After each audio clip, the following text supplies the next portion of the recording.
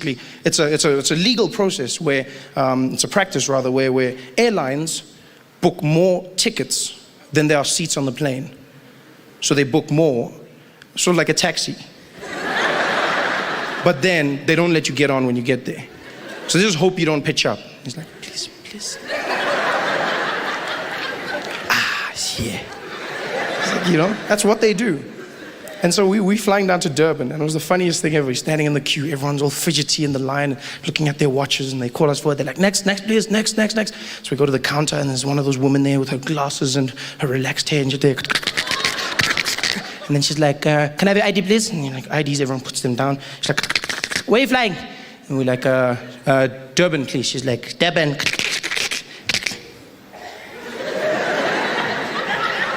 Durban. Yes. Mm-hmm. Are you flying now?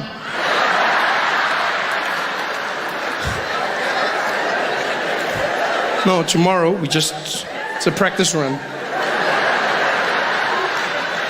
Are you flying? And we're like, yes, we need to fly now. Okay. And then she starts typing frantically. Which I never understand, because when I book my tickets, all I need to do is click. It's click, Joe, that one, click, Durban, that one, click, and then it does it all, and then she's there. I bet she wasn't even busy doing our tickets anymore. She's just like there, clicking. She's probably on like Facebook or something there, updating her status. Yo, another one, is here. I'm dead, another one here. Yo, dead, you overbooking. Dead, poke back. Dead. You dead. Death by overbooking. Yo.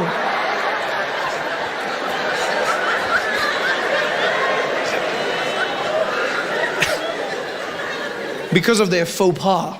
You overhear conversations and they sound totally different, You overhear people saying things like, yes, well, the mergers are coming along. I mean, if you look at the companies that are, people walking around, well, I mean, if the numbers are right, then we'll definitely get that stock portfolio going. And you got people walking there, no, I'm in the kids of the situation to make sure that all the shareholders are happy. And then we'll present to management, and it's going to be a installment of what, you hear like businessy kind of stuff. Whereas when you're in economy, it's just like a huge group of people. You generally overhear conversations like, I thought you put it in the bag. You said you put it in the bag. What? It was on the table. I asked you to put it, why is it not in the bag?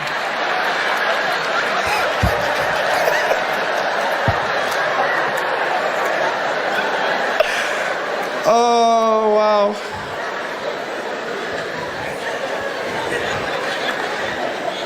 And so we're going through the airports and then we go through security. You got to take off your shoes and you take off your belt, and you can't wear a jacket or a hoodie or a cap or anything. You got to take off your rings and nothing, not even coins in your pocket. Even you got like a big filling, then you're in trouble. Then and they'll be like, then you're like, but it's my teeth. And they're like, well, you're gonna have to do something. You're gonna, And then like colored people are like, excuse me, yeah.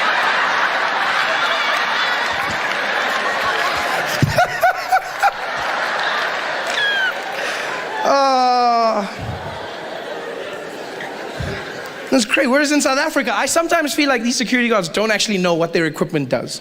They're very chilled out about it.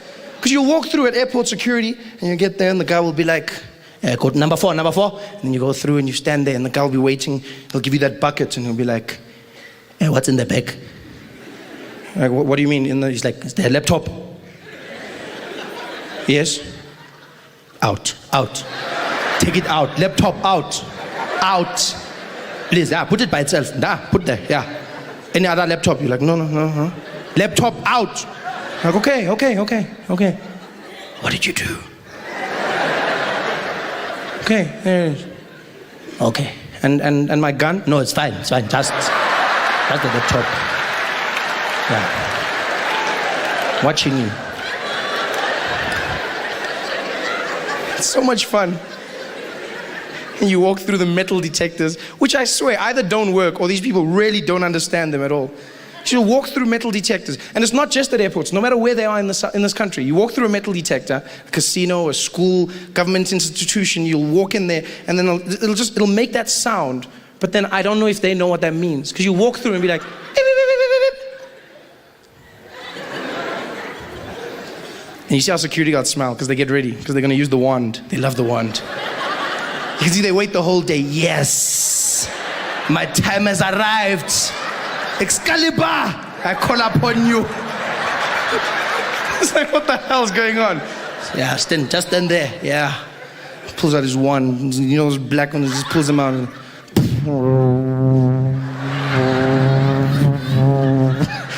Okay, it's not. I'm sorry. I'm just. doesn't really do that. It would be cool if it did though. Although it would be weird. It would be weird. You know, for like some guy from the township to have a lightsaber.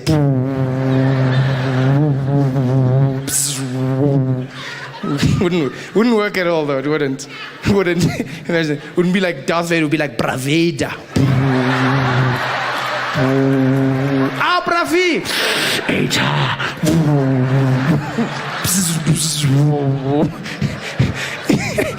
It would have been the worst Star Wars ever if it was in South Africa, wouldn't it? Like the critical point, the moment that made the movie would never happen if it wasn't a township in South Africa. Because which guy from the township would claim a child after that many years? Guy would be like, look. Yes, what is it? No, look there. It's your father.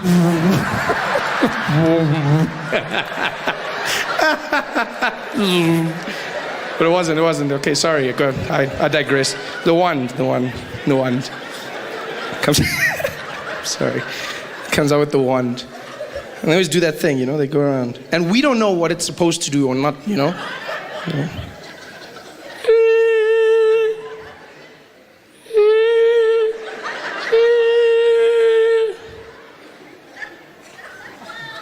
Any weapons? What was that for? Even if I had something, I'm not going to tell you now. Obviously, you have been defeated. Any weapons? No? Oh, okay. And that's it. We like work on the honesty system in this country. Everywhere you go. Like, I'd like to meet the genius who invented the honesty book. Ah, yes, the honesty book. Yes, the book of truth. No one can lie when they write in this book. Whenever you visit someone at a townhouse or office complex, we have the book of truth. Fill in the book before you enter. Name, ah, yes. Surname, phone number and address. Reason for visit, PVT. We'll just do that. Look at everyone else. PVT.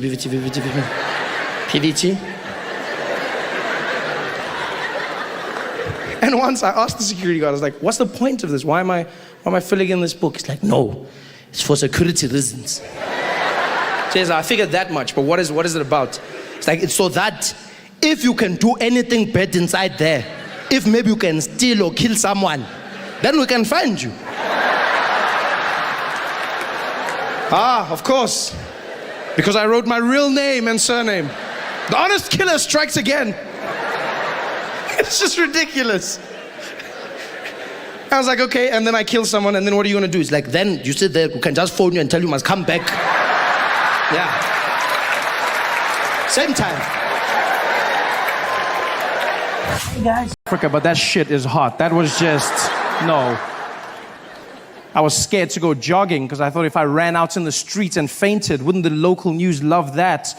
I'd be running and I'd fall down in the heat. They would have their vans reporting live. They'd be standing there going, so hot in Atlanta, even Africans are fainting. So I'm enjoying this. Really happy to be here, you know. This is going to be good for us, I hope. I say I hope because I never know with stand-up comedy. It's just, you know, it's an awkward experience I find. I'm always nervous. I find comedy is very similar to sex for me. Well, it's exactly like sex when you think about it. With me, the comedian, playing the role of the man, and you, the audience, the role of the woman. Because it's my job to satisfy you. And you just have to sit there.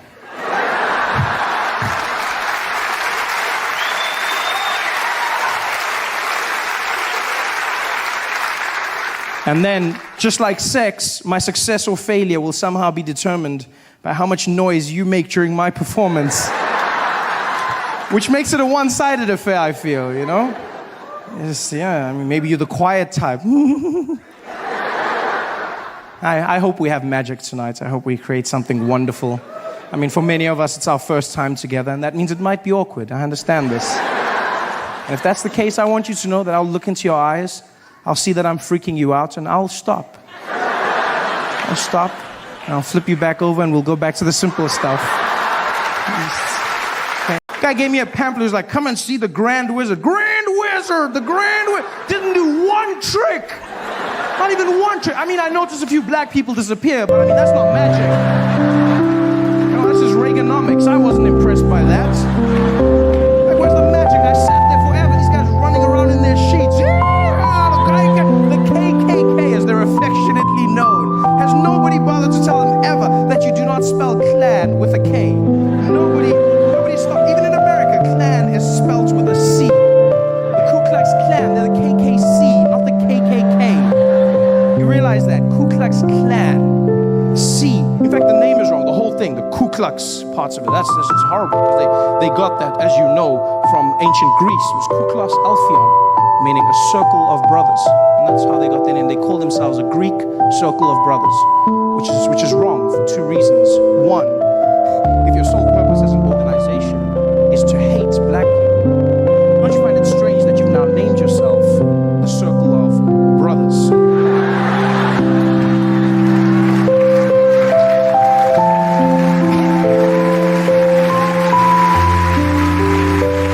And secondly, do they realize that in ancient Greece, circles of brothers were doing very different things with one another? Very loving, very, yeah. If they were really a Greek circle, the sheets would be a bit higher up, just more of a, yeah, you want more, We've been traveling all around the country. self-esteem. Yeah, you'll need it when you shop with the French, because they're not your friends. Yeah, I've never been to a country where you are truly on your own when you're shopping. Like, you walk into a store, nobody helps you, nothing. You don't know who works there, you don't know who's doing anything. Literally, it's like undercover employee. You're just walking around. Just like for 20 minutes, nobody helped me. And then finally I started picking my own clothes.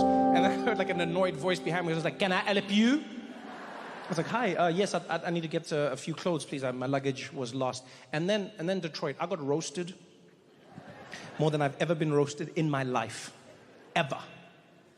I got roasted. Everything I chose came with a scathing review. I was like, yeah, could I please get this in a medium? He's like, medium? No, you mean large or extra large? No? Yeah, no, this one is the medium for your body. I don't think so, no? I was like, I'm sorry, what? He's like, no, yeah, I think you are large, extra. I can bring that one for you, okay? Medium is too much for the shirt, okay? I'm like, what? Yo, everything. There's a point where there's a jacket I wanted to buy. I was like, yeah, could I get this? He's like, oh, no, this one for your skin tone is not great. No, you have to think about what is complementary for the colors inside the fabric and also inside your face, okay? This one is not the best. I was like, yo, I already own something like this. He said, and you are wearing it? Well, not anymore. I was like, no, you can wear it if you want. No, c'est tranquille, go ahead. I was like, no, you threaten me now. You know what, it's just different. A friend said to me, a friend was like, dude, French are assholes, right? I was like, no, I don't think that they're assholes. I think they're just very honest, right? And a lot of the time, it's hard to tell the difference between the two. Because one day I was speaking to a French woman, and I worked up the courage to ask her. I said, hey, why are the French like this? And she said, what do you mean? I said, like when you're in like a store, they seem very mean. And she's like, oh no, they are not being mean, they are just being themselves, no?